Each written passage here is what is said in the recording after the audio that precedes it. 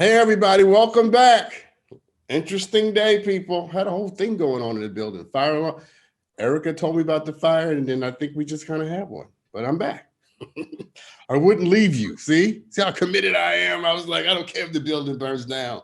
I got to do my show. Anyway, I enjoyed talking to Erica, and I love her passion and her spirit, but I also love people who are engaged in great work and work that does not necessarily put them on a stage, right? They're not on TV, but they are affecting people's lives. They are reaching into the heart of people's conditions and working to help make people better versions of themselves.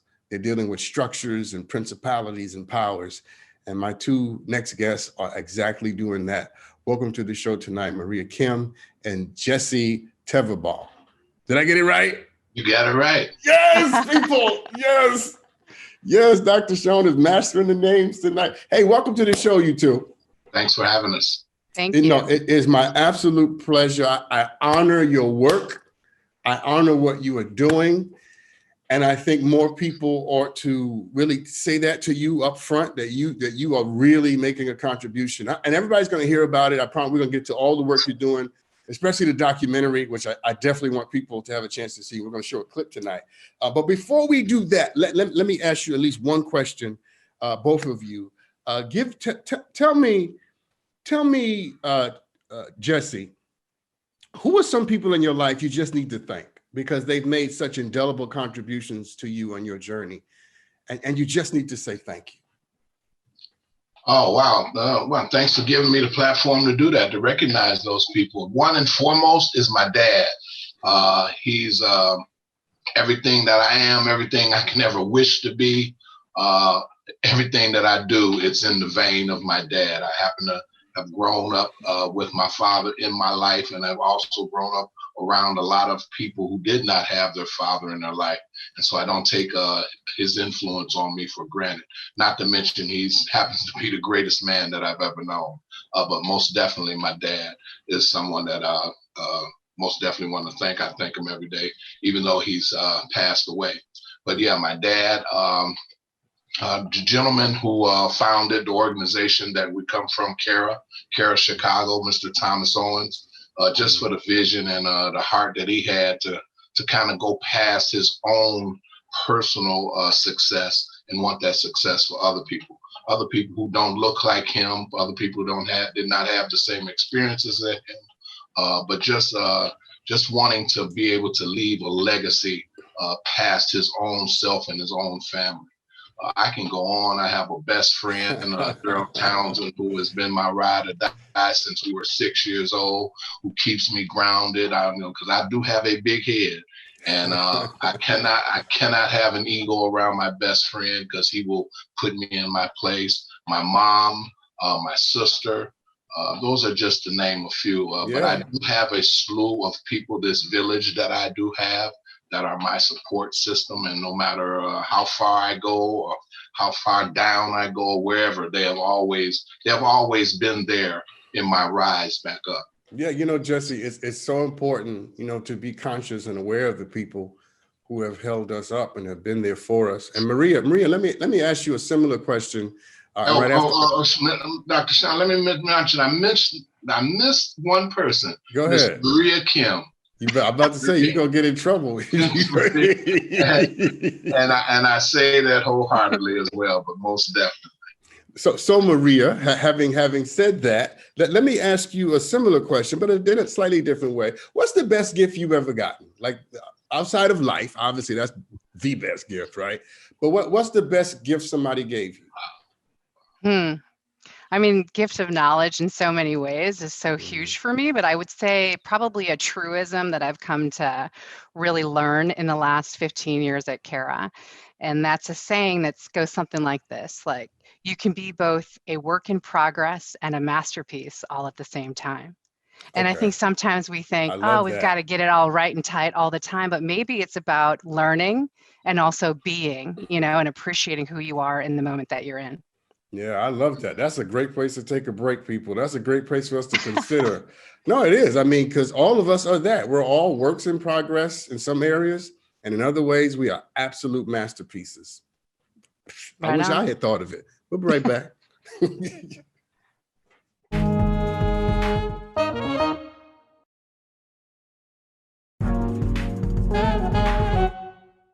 Welcome back, everybody. I'm talking to Maria and Jesse, and I'm absolutely delighted to talk to them about their work. Let's talk about Cara Chicago. Either one of you, tell everybody what that is, what your organization is, rather, and most especially, what do you do? Yeah, I'll go ahead and take that one. So we are an organization based out of Chicago, been around for 30 years, helping people experiencing homelessness and poverty to get back to work. So an easy way to think about us is we're both boot camps, like a place to train and learn and develop new skills, and businesses. We have our own businesses that hire folks as they ready for more permanent employment downstream. And what we want to do is make sure that people have all the tools and resources they need to stick and stay on the job and glue their families back together and build stronger communities and heal our city and eventually our country in the process. Yeah, that's why I wanted you on tonight, because we find ourselves in this country having to deal with the predicament of joblessness and poverty, right, and homelessness and food insecurity, and communities that never thought they would ever have to deal with that are having to deal with it now. And we wanted you on tonight because not only because I think it takes a certain spiritual genius to have a sensitivity for that. So you obviously are that, but also you have a unique perspective for people who think that they are beyond the conditions of, job insecurity and poverty and all of that. What would you say, Jesse, to everybody watching who underestimates how fragile the security they think they have really is? Yeah, most definitely. And it's not just people in their own vein, but those around us who don't understand that a lot of times people will think, just even in the work that we do, that, you know what, just attach a paycheck to a human being and they'll be okay. Everything will be hunky-dory. Everything will be lovely. They can ride off into the sunset and sing Kumbaya. I am more than a paycheck. Human beings are more than a paycheck. I am also more than the sum total of my mistakes. And a lot of times I get defined, or we get defined, and society defines us by those bad decisions that we've made. And so again, even as individuals, it's hard to shake that, because we come with a moral compass and we look back and say, I cannot believe I did that. And we don't want to forgive ourselves. If I can't forgive myself, how can I expect somebody else to forgive me? And I then behave according to my belief system. So if I believe that I am that which I did, I start behaving that way, and now I'm caught up. Now I'm in this hamster wheel, and I just can't seem to get off. And so if we can kind of shake that, not only for ourselves, but the myth that society sees as what homeless looks like, what poverty looks like. It looks like me and you. People say I'm homeless. I mean, I'm not homeless, but you know what? I'm staying on my boy's couch. I'm not homeless, but I'm in my mama's basement. Or I'm not homeless, but I'm sleeping. I'm living with my girl. My name ain't on no lease. Your name ain't on no lease or no mortgage. You homeless.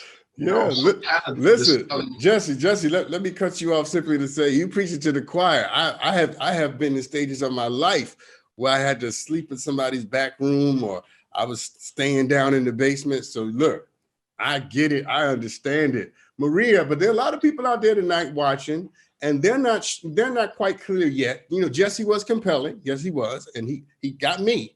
But there's some people out there tonight, Maria, and they're not quite sure or sound about why they should care. Why should people care about people who are either homeless or can't find jobs? Why should we care, Maria?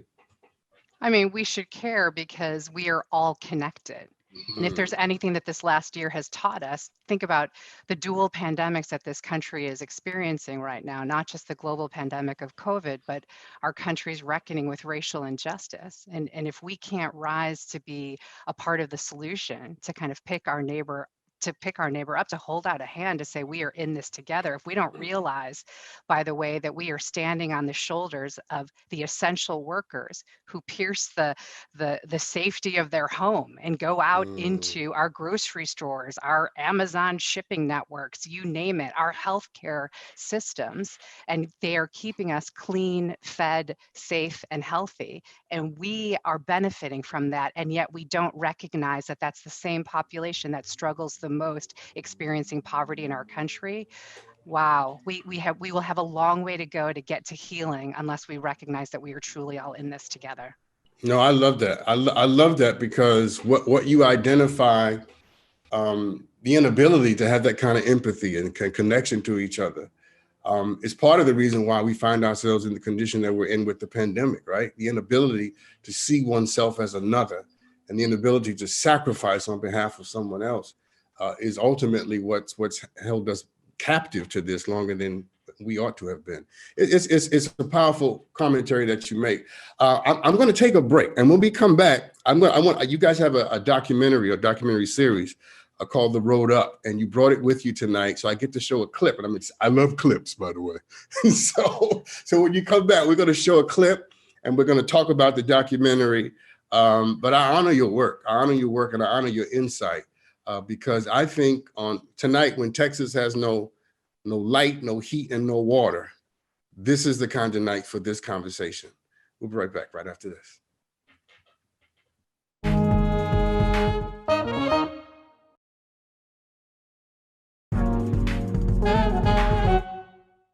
Back, everybody. I'm talking to Maria Kim and Jesse Teverbaugh. Did I get it right? Yes, people, 2 times. I'm doing good tonight. So you guys brought a documentary, The Road Up, a clip from the documentary, and I want to show it, and let's talk about it on the other side. So let's take a look at this, people. The Road Up. Good morning. What's the latest and the greatest? I would never think to try a job training program. I know how to work. Say I don't want to go. Say you don't want to go. Say you don't want to go. Sit your ass down. If you don't come here because you truly want to change your life, it's not going to work. I am worthy of the best that life has to offer. I don't care how many mistakes I made. It's hard as hell. Wow, that was gripping. that was riveting, actually. I for a second I forgot I was on my show. I got drawn into what was going on. Tell me how this happened. I don't know which one of you could answer that best, but tell me how the whole documentary happened. Yeah, we had a crew of documentarians called Siskel Jacobs Productions that said, hey, there's a story here. I don't know exactly what it is, but I want to discover it. And so they followed a class that Jesse taught some years ago and just kind of said, okay, I'm going to follow these 4 random people. Whatever happens, let the chips fall where they may for the next couple of years, and we're going to tell that story. And what ended up happening is this film, it's called The Road Up, but Sean, it's kind of like the road up, like question mark, because we all know that the road out of poverty isn't uniquely up, right? It's up, down, all around, and all the things. And so we wanted a platform to be able to share that truthful story about the human condition out loud.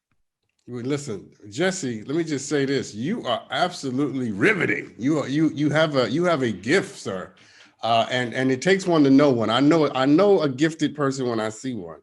And just watching that little clip, you are absolutely in command and in possession of what you've been given. Talk to me, Jesse, about how this work connects to your story. Is there a connection between the work and your life? Oh, it absolutely is. I mean, they parallel so well.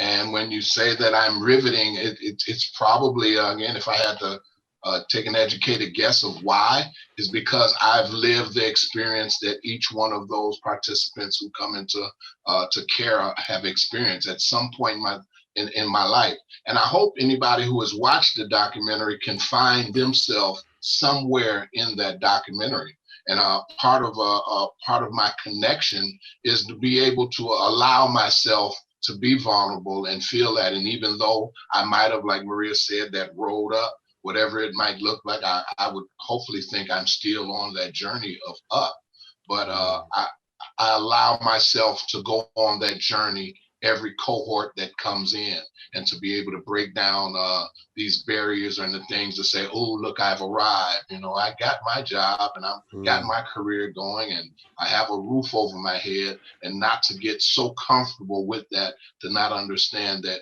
by the grace of God, there I was, not go I, but there I was. Yeah. No, it's powerful.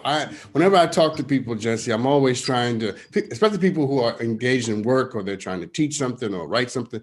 I'm always trying to determine what is the basis of their moral authority, right?